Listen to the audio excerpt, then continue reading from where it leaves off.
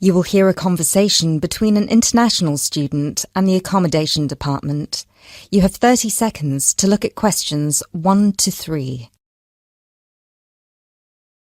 Hello, accommodation department. How can I help you? Do you look after accommodation for international students? Yes, we look after accommodation for all the students. Good. I hope you can help me then. I've only just been accepted onto a postgraduate course, and I want to know if there is any accommodation available from this September. I know it's very short notice. Yes, it is rather late, but I'm sure we'll be able to find you something. First of all, can you give me your name and student number so that I can find you on the system? Sure. My name is Maria Teresa Gonzalez. Maria Teresa Gonzalez. How do you spell that? Gonzalez.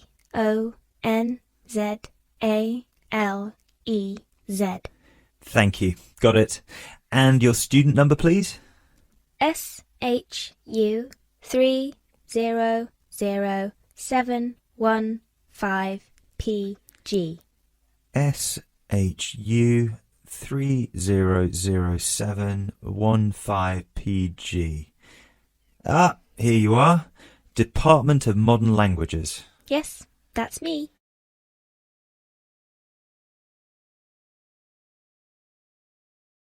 You now have 30 seconds to look at questions 4 to 7.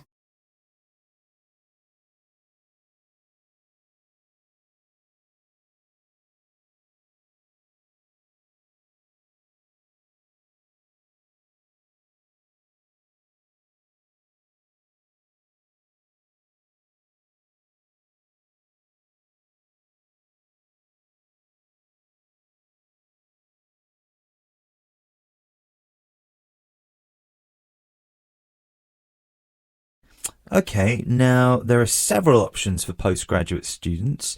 Firstly, there is the Trigon. This is a new block near to the station and not far from the main campus. Accommodation is what we call cluster accommodation. What does that mean? There's a small group of rooms, usually 6, each with its own bathroom clustered around a lounge kitchen area which is shared. Oh, I see. That sounds good. They are very popular. The price for these is £99 per week, and we do have some availability left. However, for postgraduate students, there are other options. And what are they? There's another apartment block called The Cube, located near the west gate of the campus. Accommodation there is in 1 or 2 bedroom self-contained flats.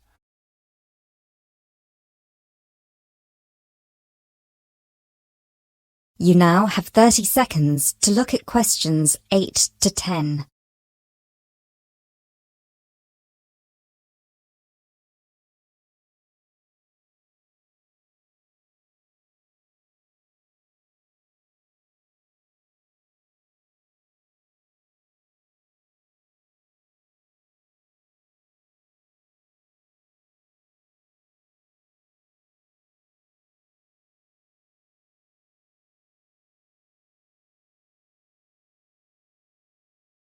So, the cube is self-contained? How does that work? Well, basically, they're just like ordinary apartments. Each apartment has 1 or 2 study bedrooms with ensuite bathroom, a lounge and a kitchen. And what is the price of those? For the 1 bedroom, it is £180 per week, and for the 2 bedroom, it is £110 per week for each person. And can I choose who I share with? If you have a friend and you would like to share with them, of course, we can reserve a 2-bedroom apartment for you both. Otherwise, you just have to share with whoever else is there. Obviously, it will be another woman. I will have to think about this. Do I have to make a decision now? No, but we don't have much accommodation left, so I can't guarantee that there will still be availability if you leave it too long. Yes, that's fair. I have a friend in the management department who might like to share. I will speak with her and get back to you this afternoon. Okay, fine. Do let us know as soon as you can. I will do. Thanks for all your help. My pleasure. Bye. Bye.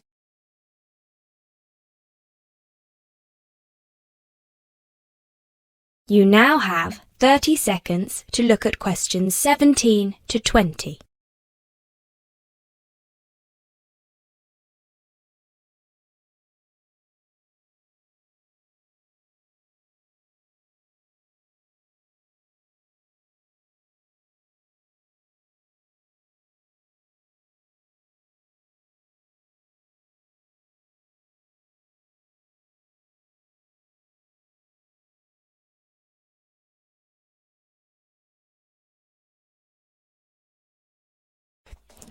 First of all, a warm welcome to Barker's Country Safaris. We're delighted to have you all on board for this season. I know you've all been told a bit about the company when you had your job interview, but I thought it would be worth telling you a bit more about ourselves. Barker's was set up 10 years ago by myself, John, and my then girlfriend and now wife, Nancy. We started it initially just as a hobby. We felt that there was a good opportunity to share our love of the countryside in this part of the world with the many visitors who come here. As you know, most people come for the beaches in the summer, but there is so much more to the region, and this is what we wanted to exploit. Nancy and I were born near here, and as teenagers we went climbing, kayaking, whitewater rafting, potholing, and just straightforward walking. This district is in our blood, and we love it. While we were still at university, we started taking small groups of visitors out into the national park in Nancy's brother's old Land Rover. We'd drive them around the back lanes and into the forest. We'd also organise rock climbing tours for friends of friends. Then, each year, without us having to advertise, people came back to us to ask for more excursions and trips.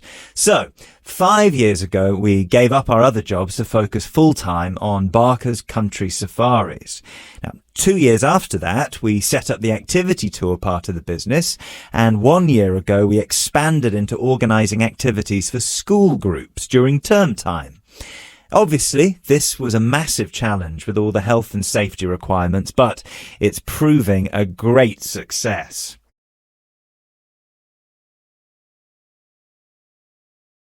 You will hear a speech given by the head of a company to some new employees. You have 30 seconds to look at questions 11 to 16.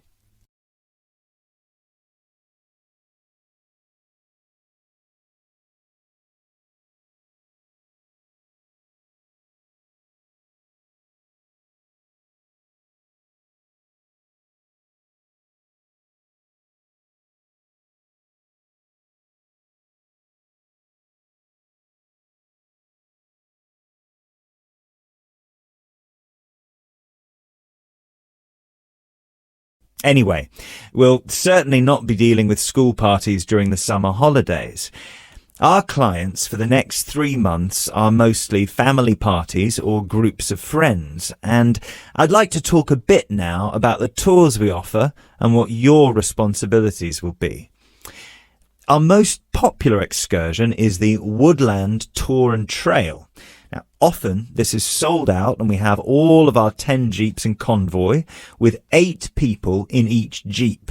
It's a lot of fun. These tours really offer a taster of what we can provide. So as both driver and guide, it is important that you do a good job here so they come back for the bigger tours. I will talk about the commission package later.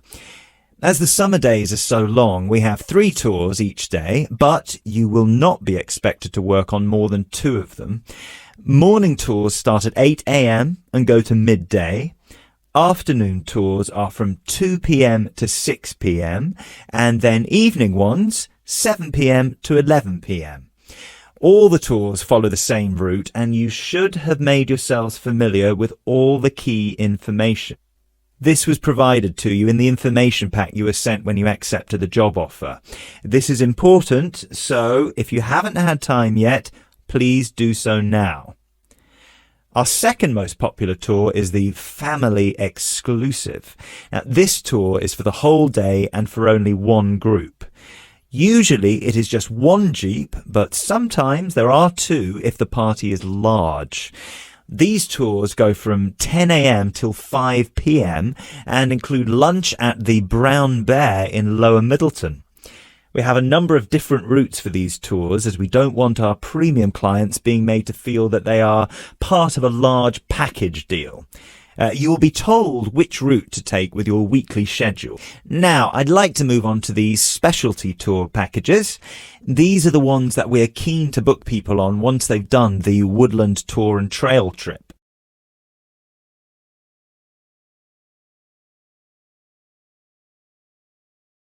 You will hear a conversation between 2 students who will discuss a project they're working on together.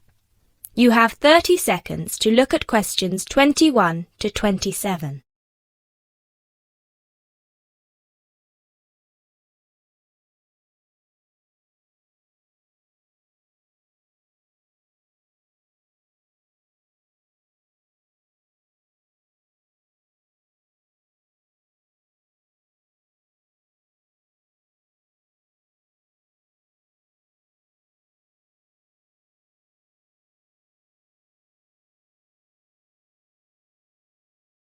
Hey Jess, glad you could make it. We've got a lot to discuss. Hi, Matt. Yes, sorry I'm a bit late. I did bring all my notes with me. Yes, me too. Where shall we start? Well, I think it would be a good idea to clarify our objectives just one more time. Yes, good idea. Okay, here we are. We need to record, photograph, and identify the plant species in 10 1-square-meter plots. Does it say anything about where these plots should be and how they should be laid out? Ah, here it is. It says that all the plots need to be no more than 10 meters apart. And how do we choose them? Ah, this is the fun part. I remember this. Here we are. Make a 1-meter square frame using bamboo sticks available from the department stores. Yes, we've already done that. I know, I'm just reading the whole section. Okay. One person stands roughly in the middle of the chosen area and throws the frame. The other person uses a tape to mark out the square where the frame landed and returns frame to thrower. The thrower then turns a few degrees on the spot and throws again. The thrower must turn slightly after each throw and vary the force of the throw until after the 10th throw they are pointing in almost the same direction as the first. That sounds a bit complicated. That's only because it's all in writing. It's just a simple throw, turn, throw, turn, throw, turn until we have 10 squares. And I guess you want to do the throwing. Well, if you don't mind. I'm sure you'll be more accurate at marking the squares. Yes, I am sure I am, and I'm sure you've got a stronger throwing arm.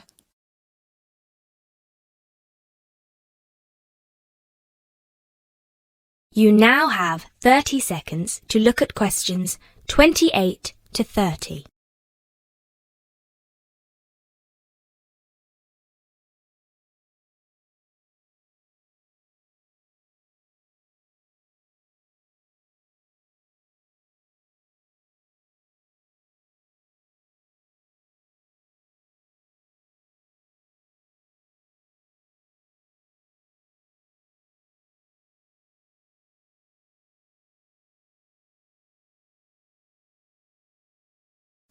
Okay, good. We've got that sorted.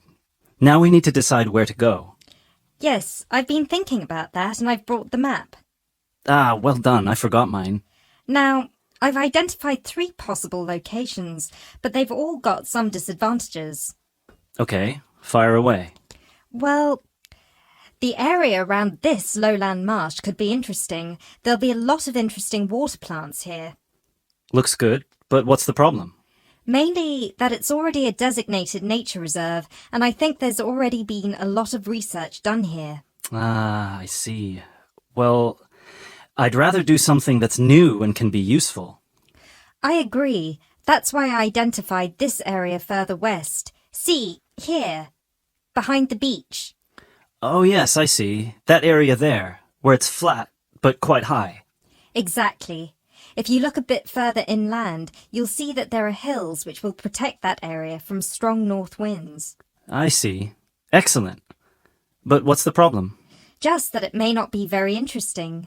We know that the geology there is not conducive to a wide variety of plants. I agree.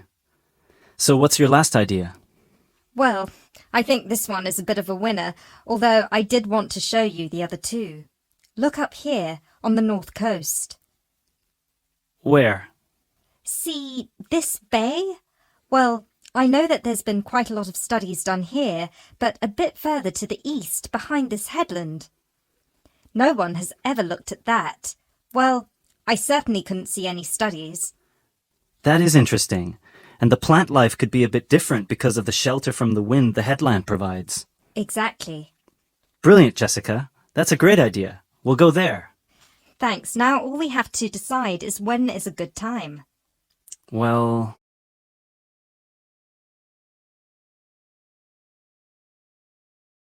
You will hear a lecture about geotourism. You have 30 seconds to look at questions 31 to 34.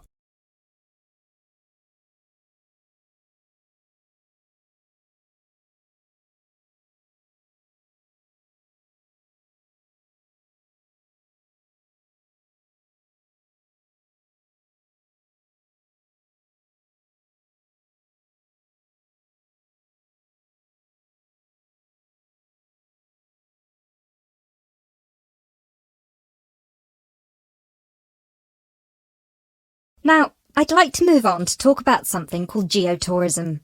Geotourism is very basically leveraging the benefits of tourism for local communities. I would just like to give you a couple of statistics which are very illustrative of the current situation with regard to young travellers and international tourism. Firstly, tourism has an impact on more people worldwide than any other industry. Indeed, it has an impact on 1 in every 2 people, either directly or indirectly. The second statistic is that in global tourism, there is a 97% economic leakage. This means that if you spend £100 on going on holiday, normally only £3 of that money will actually reach the people who are giving you the services and the accommodation, for example, in the destination. If you put these two figures together, you can understand why some of the regions of the world which have very high levels of tourism still have very high levels of poverty and huge developmental challenges. These countries have this massive industry demanding a huge number of services, but they are not seeing a fair reward for these services. Geotourism is about changing this.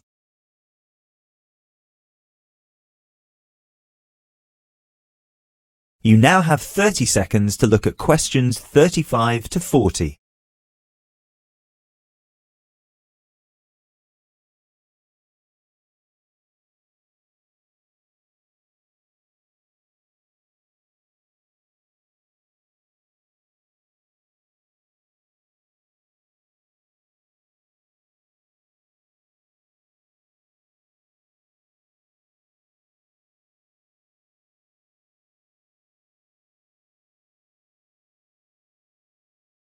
Projects are now being developed with financial organisations such as the World Bank.